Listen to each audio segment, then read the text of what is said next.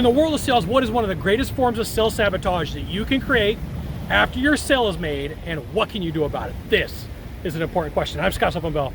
I'm coming to you live from Honolulu, Oahu on a perfect day to talk about sales and a perfect day to talk about you.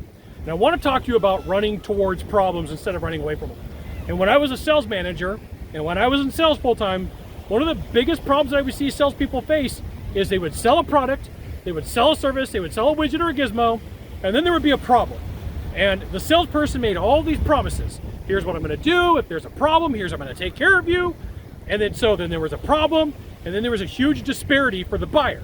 They'd raise their hand and they'd say, hey, you set the commitments, you set the expectations, I have a problem, now I need you to fix it. And then what would happen is the salesperson would not return emails, they would not return phone calls, they wouldn't do anything. They would ghost the buyer. So ghosting in sales can happen both ways.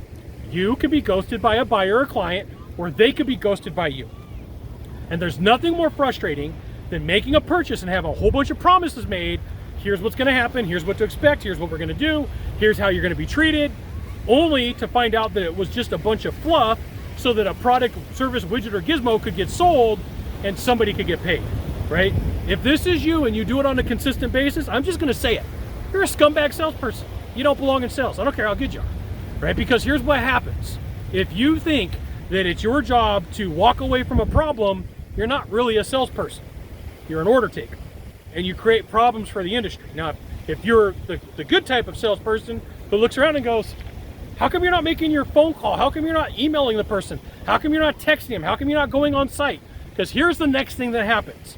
The rest of the sales team has to deal with it. And you're like, no, Scott, not true. And I'm gonna tell you, yes, it is. Because in this day and age, based upon reviews, when somebody gets upset, what do? They go to the loudest megaphone that they can find. And that's a social media account. You pick whatever it is.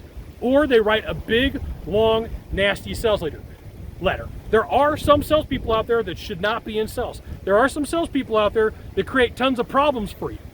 If you really want to be a closer in sales, you run towards your problem and you fix it. You take care of whatever the issue is the buyer that has.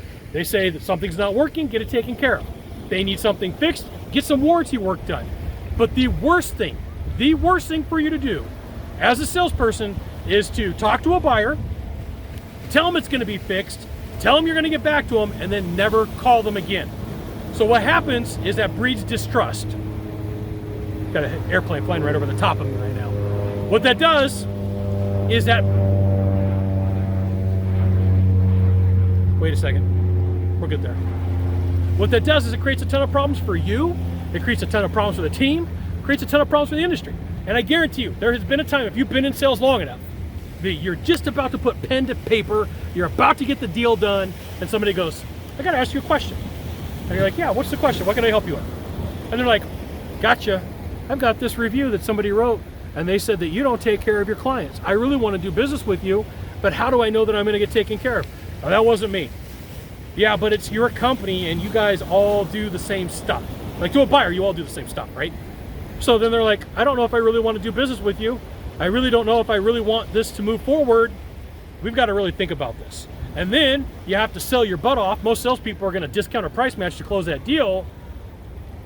You got to know that if you are not fixing problems that have been created by your product, your service, your widget, your gizmo, warranty, something went sideways. If you told somebody in the sales presentation, I'm going to take care of you, I'm the guy you call, I'm the girl you call, be that person. Make deals easier for you to close and the rest of your team. Got one thing to do from here, just one thing. Find the subscribe button, click on it, and every time I send a video, you'll get an update that says Scott Bell Consultant sent another fantastic video, probably from a cool location. Today I'm in Honolulu, Oahu. We'll see you soon. Thanks for dropping by. Aloha.